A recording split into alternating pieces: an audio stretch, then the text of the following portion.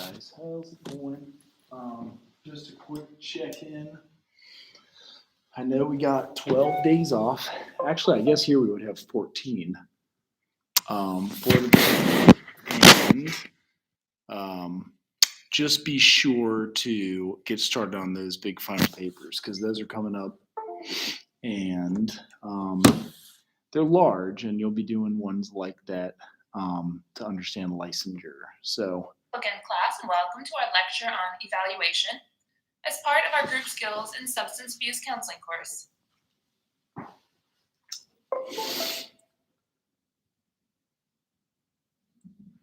In addition to an exploration of evaluation in group work, this lecture will also include specific descriptions of how the week's materials fit into your group project. As you know, your group project will describe a group intervention, and the proposal will describe the specific population you have selected, as well as the type and the purpose of the group. Further, your group will outline the screening criteria for members, as well as group size, the group goals, an exploration of legal, ethical, and cultural considerations for your group, and termination criteria and outcome measures.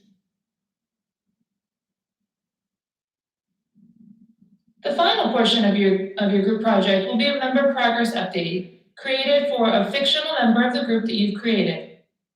In this progress update, you will describe and summarize a fictional client's behavior within your group based on any information you choose to include. You must describe the client's progress and identify the needs and issues that may require a modification in your treatment plan. This progress report should be written from the perspective of the group leader following the 6th session of the group. Be sure to include initial goals and any modifications based on your report.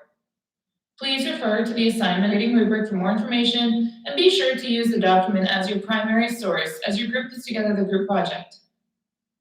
Keep in mind that I'm happy to read and provide feedback on drafts that I receive on or before the date outlined in your syllabus.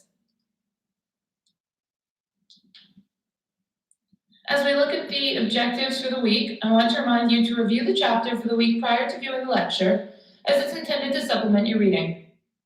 By the end of this week, you should be able to identify the benefits, evaluation, and steps for incorporating evaluation into the group experience, and identify and describe the necessary components in the development of a treatment update for a group member. So at this point, you should have a pretty good idea of the life of a group, beginning at the point where leaders come up with an idea and design and plan a group, as well as an understanding of the different stages that groups go through and the issues related to leadership and group dynamics, and even a bit about terming a group. Today, we're going to talk about the big question of how we know the group has worked. Pretty much regardless of your setting, you'll need to have evidence for the effectiveness of what it is you're doing. In the group context, we must show that the group makes some difference in the lives of our clients, or it adds value to the service we provide at that site. We could think of a college orientation process as a task group that provides new students with the information they need to thrive in their new environment. But how would we know if that orientation group was successful? Naturally, we would want to know the extent to which the program was effective in delivering the intended outcomes, and there are a couple of ways that we can go about evaluating those efforts. So first, what's evaluation? Evaluation is an ongoing process that benefits both the group members and the group leaders, and can track the progress of individual members and the groups as a whole. Evaluation can be understood as assigning a value or worth to something, and in many cases, we can think about using an evaluation to decide whether or not a group is worth the time and the resources that we invest in it. Evaluation provides information that can be used to improve group leadership or the overall group experience moving forward. It gives us an opportunity to measure and communicate what we're doing and how it's working, and it also gives us information on those areas that need improvement. Evaluation can also track individual progress. Evaluation can also track individual progress through client treatment plans and updates. So if we think about that college orientation group again, we would need to consider our intended goals and outcomes. What information were the students supposed to learn? What delivery methods did we provide? A brief survey could collect information on both student knowledge and student experience, with questions aimed to address whether or not they retain specific information, and other questions aimed to address the level of satisfaction. This evaluation could provide feedback on individual members. Did Monica learn where to get her student ID? And could also tell us on a larger scale how effective the overall group was. How many students could find the health center on a campus map?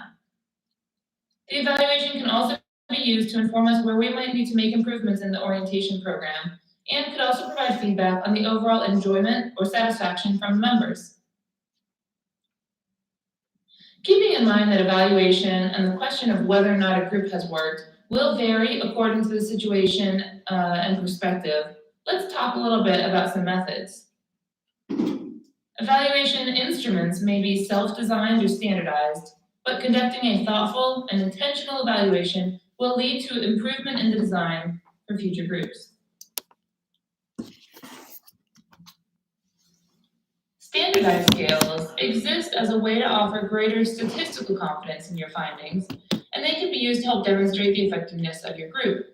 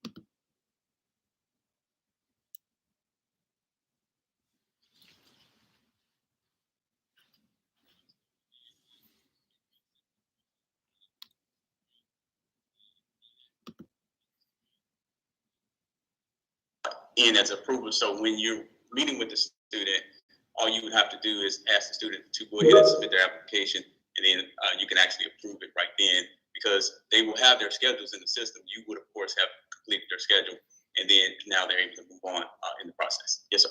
Have all the advising snafus been fixed that we're giving students open slots with whoever's in the system versus their real advisors? I'm sorry. So I went in and dutifully did what I was supposed to do, set up my calendar, and then went in a couple weeks later and found out I'd been missing appointments that any random student that had my office hours had asked for. So I made myself unavailable to the system. That's how I solved it, but that's not really the goal. Are you talking about in EAB Navigate? EAB Navigate, yes. Yeah, you are responsible for your campaign in terms of how you set your campaign up. Initially, when I first did it as an advisor, I forgot to factor in like bathroom time or lunchtime.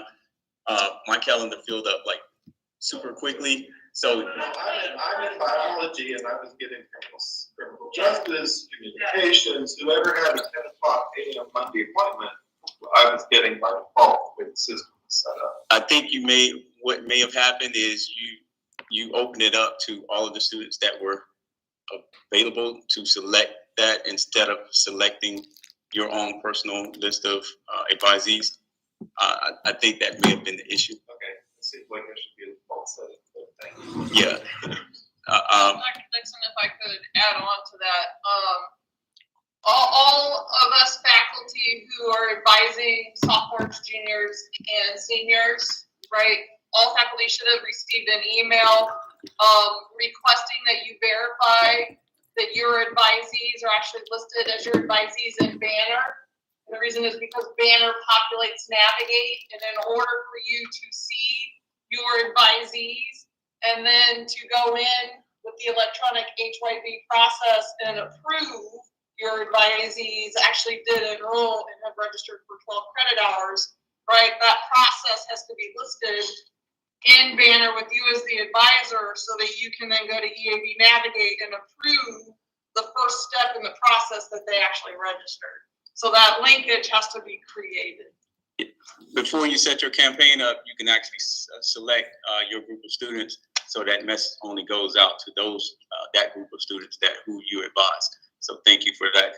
Provost Brooks has agreed to approve us to extend the registration to December 10th, and the course registration grant, BP Pettis has approved us to allow those students that have cash management holds an opportunity to work with cash management, remove that hold, and then of course register for classes. So those are two additional updates.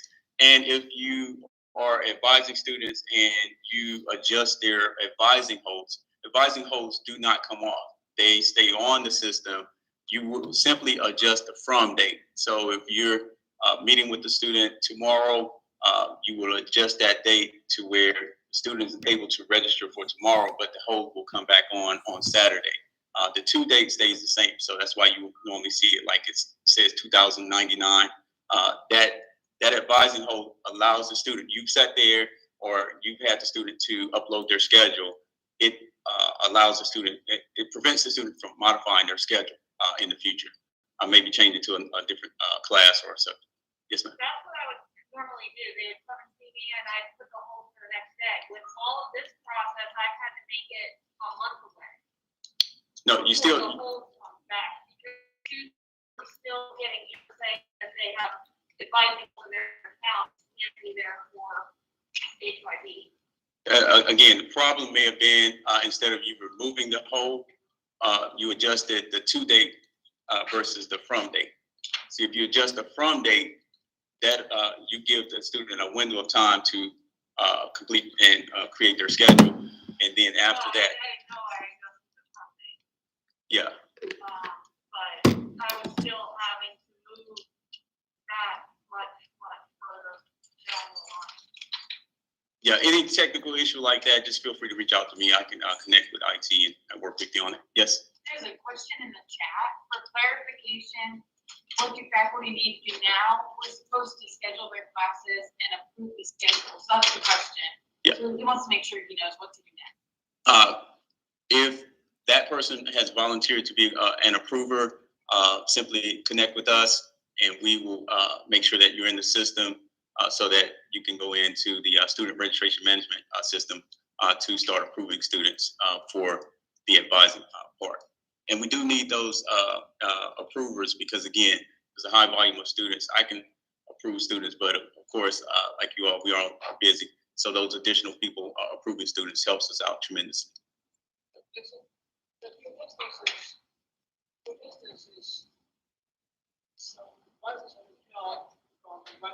Because of athletic holds. Is there a dependency, and would there be a dependency in the process? The athletic holds, again, you would have to contact athletics to adjust that hold. But again, they have that hold on there again to prevent students from modifying their schedule or changing things. Several times on my oral, and I wasn't involved. There are way around it. She'll take care of it. Jasmine Ellis in athletics. She handles those athletic holds. Right. Again, feel free to reach out to me or Ms. Calloway for any one-on-one sessions. We'll be glad to assist and help you all. But again, register the students, remind them to log into EAB Navigate, ask them to submit their online enrollment clearance application. 3 things. All right. All right. Thank you. All right, with that, we have made it through our lengthy agenda. If I could get a motion to adjourn if there are no other questions. There's another question. And yes, happy Thanksgiving, everyone. Have a safe holiday break. Dr. Anderson. So Dr. Redmond asked me, she's up, I believe, using the restroom. He asked me to raise this question, in case you didn't have the opportunity to, asking about Dr. Arbenz' question in motion about who would be bringing the issue to the Ohio Ethics Commission. Obviously, someone has to initiate this process, and she wanted to raise this question for That's a good question. I will do it myself. Thank you. Thank you. I will tell her. Thank you, Dr. Patrick. All right, we've got a motion to adjourn. So moved. Happy Thanksgiving. Safe travels, everyone. Thank you, Dr. Petrie.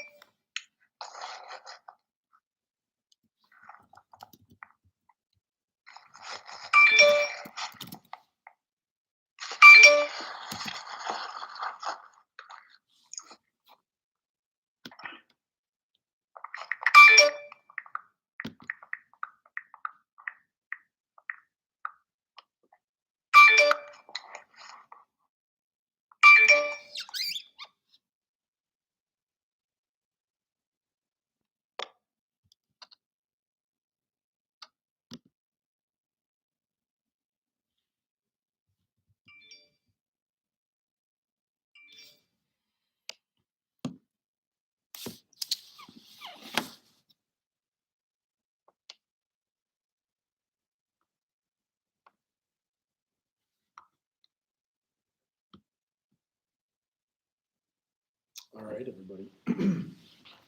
So that being said, have a good Thanksgiving and remember that everything is open and that you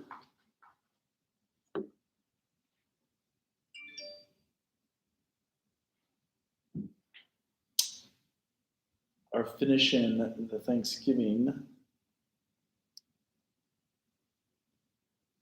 to be sure to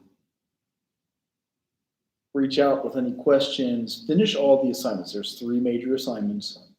Leading the group is one of them. So if you're not going to lead it the week after Thanksgiving in person, please do so electronically online. So that is all I have and see you guys then.